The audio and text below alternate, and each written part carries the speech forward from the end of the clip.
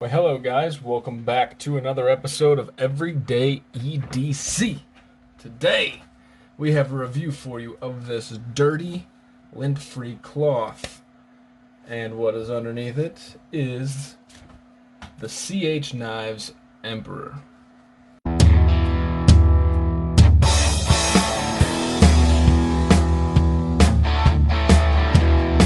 Alright guys, so this is the CH Knives Emperor. First and foremost, just got to thank Corey over there at the Practical Blade. He lent this in for review, and it is probably, I think, my first Timascus of some sort ever experienced. Pretty gorgeous right there around the pivot. And, you know, we're kind of sharing knives back and forth. I'm looking at stuff I haven't seen, nor the brand. I mean, I haven't seen CH Knives yet at all. So, let's get into it. This knife is a trailing point S35VN flat grind with a swedge that runs about 3/4 the length of the blade, bringing a little bit more tip, or a little bit more strength up the length of that blade and that spine. On the back of the spine we got, I'm not going to call that jimping, it's like these little cutouts that are right there. And as you can tell, they're actually really comfortable. They're not as grippy as jimping, but they're still grippy enough. And I kind of would like to see this more on other knives. I've seen it on a few, and it just works really well, and it's subtle. It's almost like a classy style of jimping. I appreciate that. We have some thumb studs, which I'm not really sure what this is, and I didn't figure it out. I mean, I kind of looked into it, and I really couldn't figure it out. On the blade, you can see the detent track that it's kind of wearing in there. It's not really a track. It's just kind of something that you could tell is wearing in on it. And when I flip it, you can actually see the detent hole right there, which is unique because a lot of knives you don't see that on, and because of the design and how much blade length they're trying to get you to handle ratio on this, that's just how high they had to put it up there. So that's pretty cool though, just because of what they're trying to do with it. I really appreciate it. As you can see here, we have a cutout tang where it's going to land right into the stop pin, which leads us into the handle of this guy. We have some more of that half jimping style going on, right as this is right where your thumb wants to land. Now I questioned why these like scalloping cutouts were on the inside, and I thought I was dumb after I figured it out, because it makes it so much more comfortable for your thumb to sit there, as far as like an ergonomic, just comfort feeling. So as we go down to the back of the handle, we see that there is a backspacer here. This is also titanium. I didn't mention it, this is Timascus. The rest of this knife is titanium, even this pocket clip. So very cool there. And as you come down, you see this Emperor logo on the backspacer. There we go. It comes on around. You can't see too much there, but let's see if I can get you guys a visual on the inside. As you can see, this is a milled titanium as well, so they did a lot of weight relieving going on through here. This knife is surprisingly light for how large it actually is, which we'll get into with the specs and the size comparisons, but this thing's really long for how light it feels. The action's on ball bearings, and it feels really good, especially when you're using the flipper tab. These thumb studs, on the other hand, these thumb studs are kind of sharp, and the placement of them makes them difficult to use. With the thumb, it's okay, but with the reverse flick, it's not. Alright, sorry about that cutout. My dogs were thinking they were tough outside, and they are not. So back to it. The flipper tab feels good. The thumb studs feel great. Not great, they feel okay. But the reverse flick, due to the positioning of it, that one was actually pretty easy to get. But it's still sharp and relatively uncomfortable. Plus, you're putting a little bit of pressure on this frame lock when you're going for it. Let's see here. Right there. I'm putting a little bit of pressure on the frame lock, and it just makes it difficult to do. So if they were going to do that, I kind of wish these thumb studs weren't as sharp, but that's alright. So as far as the details of this titanium scale, pretty cool, because we have this chamfering, and it's almost like a hollow grind version of the chamfering that leads up, kind of giving this pseudo-contoured feel of these handles. Now, these handles are super narrow, but due to where your hand placement goes, I'm not too mad about the ergonomics. I mean, it doesn't feel like a Manix 2 or a Shaman, but it does feel pretty good considering how narrow this handle actually is.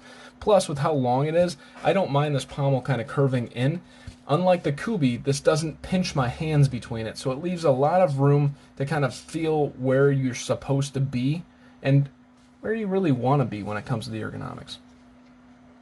Here are some relief cuts in the frame lock. As I said, this is a frame lock. We got an over travel stop going on right there. We have this pocket clip right here, which I'm going to get to later, but I'm not a fan. I think that pocket clip looks like it almost looks like they screwed up on the pocket clip. It just looks goofy. But we also have these two lanyard holes right here, and I asked myself, why the hell do you need two lanyard holes?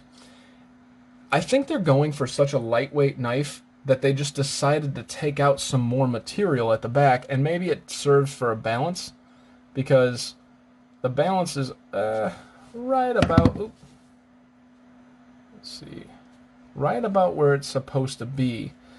By taking that out, your balance would have been a little bit more like right here. Now, with pocket knives and the balance, I mean, I'm not really sure, you know, how big of a deal it is unless you start doing some heavy use tasks. And this, while it's a really nice knife, I don't know that I would use this for heavy use tasks. I would use this for some excellent slicing tasks. And speaking of which, you guys can see this mirror edge that Corey put on there. And it's gorgeous. This thing is freaking gorgeous. It just fits the Timascus look. It fits the overall, like, just polished, yet old. I don't know. This is kind of like a mixture between like an antique and modern day just awesomeness when it comes to the overall look. This upswept blade shape with this lightly tumbled finish blade, and then this heavily tumbled finish, like rubbed brass looking titanium. Yeah, it's pretty sweet. Let's go over. I think these are all T8. Let's just double check. So all the screws are T8, except for the pocket clip screws. I'm assuming those are going to be T6. And let's jump into some specs. Let's get your overall weight of this very large but very light feeling knife for how long you're getting. And I'm excited to see the lengths, because I think you're going to see a really good length in the blade compared to the handle. I think it's going to be one of those that's really good. So this is coming in at 4.6 ounces, but this does not feel all of 4 ounces. It feels really, really light.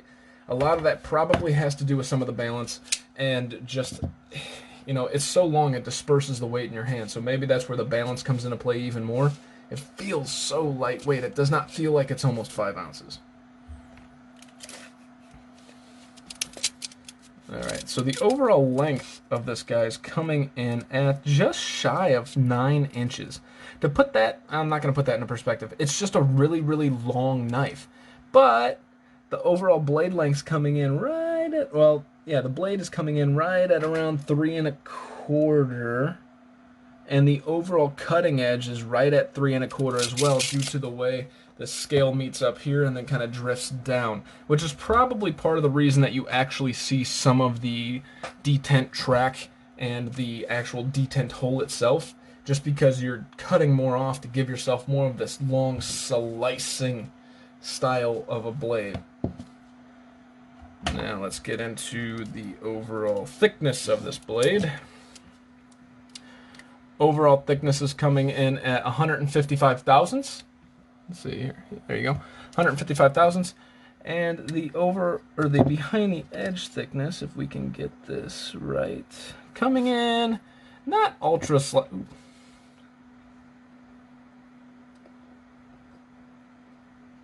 Yeah, coming in not ultra slicey, right at around 20 thousandths, which is pretty damn slicey, especially if you were to rewind like 2 years.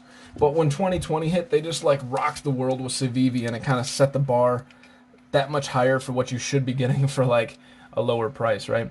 So the overall height in your pocket's coming in at, not height in your pocket, but width is coming in at right around 0.55 of an inch. You know, most knives are ranging in between 0.45 and 0.6, so this is on the upper edge of the thickness. It's a little bit thicker than most, but not as thick as some of the contoured, and it just, I think that's why it fills out your hand a little bit better, because it's a very narrow handle, but because you can wrap your fingers around there just a little bit better, I think that's going to add a lot to the ergonomic value. And then the last, let's get you overall height in your pocket. This is a long guy, but it's not too tall in your pocket. Let's see here. So the overall height's coming in at 1.24 or 1 1/4 inches. You know, to put that in a perspective, your Manix 2 is going to be coming in at a 1.74, your PM3 is going to be coming in at 1.66, and your PM2 is going to be coming in at a 1.60. So this is about half of an inch as tall as the tallest point on those knives. Speaking of some of the Spydercos, here we have the Little Native, and we have the Spyderco Shaman. So I recently traded for this Little Native, and I actually tried to find the post that I traded on Reddit. I didn't realize this was a seconds when I traded for it, but I still got a decent deal. But this little notch right here, guys, see that little notch? For those of you that don't know and you're trading on the secondary market, look for this little notch right there. That little notch indicates that this is a seconds knife, which means it's a reject from the factory, but not rejected enough that it's not good. It's probably just an aesthetic flaw somewhere that I haven't even found, right? Haven't really searched too hard.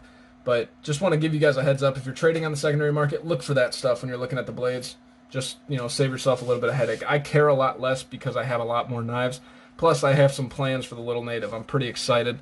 It's kind of my new go-to Spyderco, seeing as how... I'm very sorry, guys, but this is the last run of reviews that I'm doing with my Spyderco Shaman. For now. I intend to go get another one, but I'm going to be on the hunt for a better blade steel.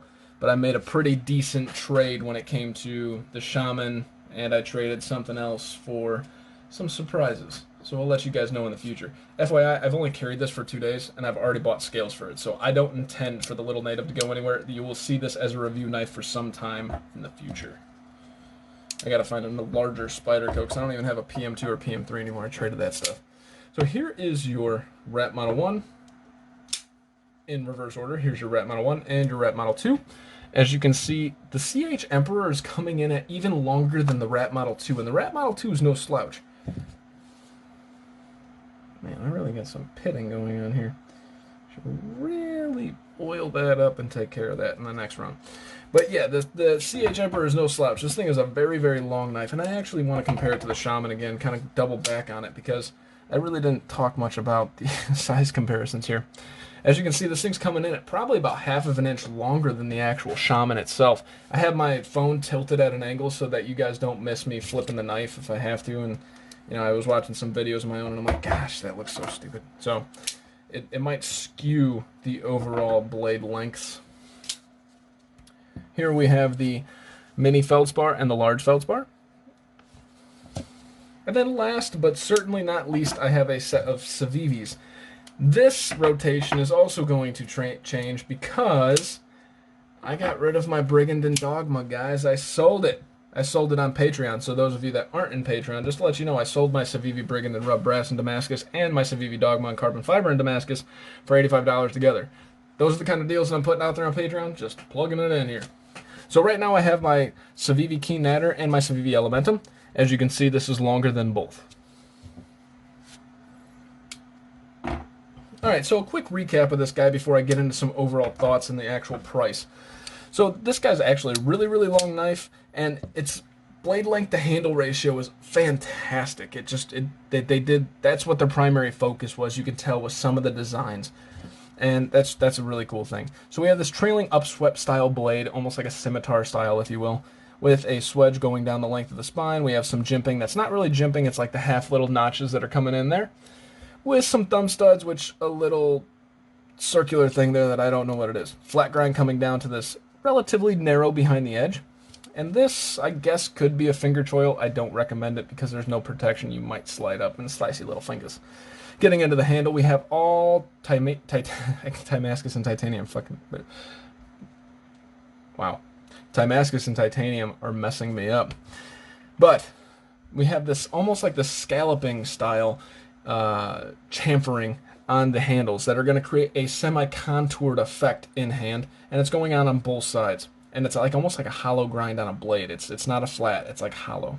With this really beautiful Timascus pivot collar, and this really cool looking little pivot. Same thing on the other side. This is obviously a tumbled finish. It has this antiqued bronze or brass look to it. Very nice. We have 2 lanyard holes, which I'm assuming one of those is for weight relief because the balancing is damn near perfect, so they probably had to take one of those out. We have milled liners, and its overall overall weight for how large this knife is actually pretty cool. It just feels so much lighter than it actually is. titanium backspacer with the word Emperor. Let's see. Emperor on it. Cool little logos. Alrighty.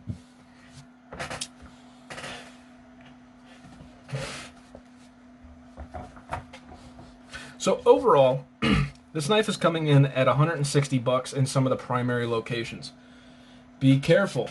When you start to get into these off-brand knives that aren't as popular as the Benchmades or Spydercos, you really don't know what the benchmark or line is for what you should be paying for this. Because realistically, this is Damascus, this is S35, this is titanium, and it's on ball bearings, and so that can range anywhere from $100 to like $400, right? Just depending on the brand name and how well it's put together, etc., etc., etc. And the price on this on most places is coming in at $160. I have seen this when researching it all the way on the upwards of $320 on retailer sites. Just telling you guys, shop around, be careful, right? So what are some of my dislikes, just to jump into that, end on a positive note, and then talk about whether or not we can recommend this knife. So some of my dislikes, we'll start off with the frame lock. You know, it's just really, because it's so narrow, the placement of your fingers to access this thumb stud is really difficult to find. It's just, it's hard. It takes a little bit of getting used to. Not that that's like the end-all, be-all, or whatever. The flipper tab is there so it can save your day and you don't really need to worry about it. It's just, it's a really easy frame lock to put your fingers on and really lock that thing up and kind of hurt your thumb. Speaking of it, that thumb stud is so darn sharp. It doesn't look sharp, but these edges aren't rounded off at all, and maybe that provides a little bit of grip, but what it does is it rips your friggin' thumbs up, especially combined with that frame lock kind of locking in place as you're trying to open it up. That's frustrating. So, talked about the thumb studs, narrow handles. I have that written down for dislikes. I don't necessarily dislike the narrow handles because they kind of fill out your hand a little, you know, because it's so thick.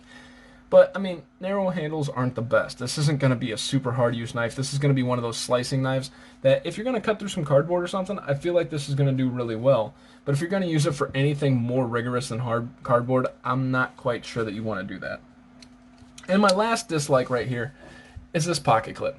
I think this pocket clip is just goofy looking. The way it comes down, it kind of comes in and then it bounces back out. And then on this side, it's not symmetrical. It bounces out and then drastically cuts back in. It almost feels like they screwed up on the pocket clip. And I know that that's not the case, but that's what it looks like. To me, it looks kind of like, I don't know, like at the last minute they had to change the pocket clip design or something. So enough of the dislikes, let's jump into the likes. So realistically, the looks of this knife are pretty darn aesthetically appealing, right? This is one of those semi-fantasy looking knives, but it's just so beautiful with this off, it's, like I said, it's bringing in two different worlds. You have this futuristic Damascus look with the purple and blues up top, but then you have this antiqued bronze in the back. And it's just a very, it makes your eyes want to look at it and be like, what is going on? Like, this is really cool looking. My next, like, I really love how slicey this thing is. This thing's ultra slicey. You really, I mean, it's just a slicing machine. And you really, it reminds me of the Artisan Cutlery Arraio. Now, the Arraio was more slicey than this, but that upswept blade shape really lends to a slicing motion, and this really, I mean, it's just going to do it really, really well, guys. We have some milled titanium scales that, this one's running on a little bit too long. We have some milled titanium scales on the inside, and I appreciate any time they take the time to mill the inside to reduce the weight. On titanium especially, because it is, in my very limited knowledge, a little bit more difficult to mill, especially on those inside pockets, than regular steel or some steels. And last but not least, the action on this guy. So the action is really good, and I like that about it. It's kind of fidgety with the flipper tab, and I have no complaints. But the more I got used to it after I wrote my notes, the more it kind of reminded me of a Tucson action. Now, we all know that Tucson actions are super fidgety, right? But when you go to, like, it just feels, I've blown it out. I haven't taken it apart to clean it, so maybe it's just a little dirty, but I didn't want to take apart his beautiful knife here. But it's just a little bit dirty, maybe, but it feels like when you're flipping it, you could almost feel it. The action's good, and it's very fidgety, but I can kind of feel that grittiness. It's still a like. I still like the action, but I just wanted to kind of put that caveat on it, that it has this Tucson-esque feel when it comes to the action. And those of you that have felt Two Sons versus other knives, you'll kind of know what I'm talking about. You can play with it, it's fidgety, but it doesn't necessarily, do as well as, say, like OE or something like that, right? You can feel the difference, and then you go even higher, right? If you wanted to, not that we need to. So that is the CH Knives Emperor, guys. Thank you so much again to Corey over there at the Practical Blade for lending this into the channel for review. And that's all I got for you guys. I've held you guys way too long at this point in time. My name is Tyler. This has been Everyday EDC. You guys stay sharp, stay safe, and have a great freaking day. Hey guys, thank you so much for watching. It genuinely means a lot. If you liked what you saw, please subscribe, hit the thumbs up, leave a comment. If you didn't like it, give me some feedback in the comments below and hit the thumbs down button. In case you guys don't know, I do have a Patreon, which will be listed right here. In that Patreon, we're giving bi-monthly giveaways to just the Patreons based on the number of Patreons that we have in the Patreon. We will also be giving discounts on all the knives that I sell based on the number of patrons. My name is Tyler. This is Everyday EDC. You guys stay sharp, stay safe, and have a great day.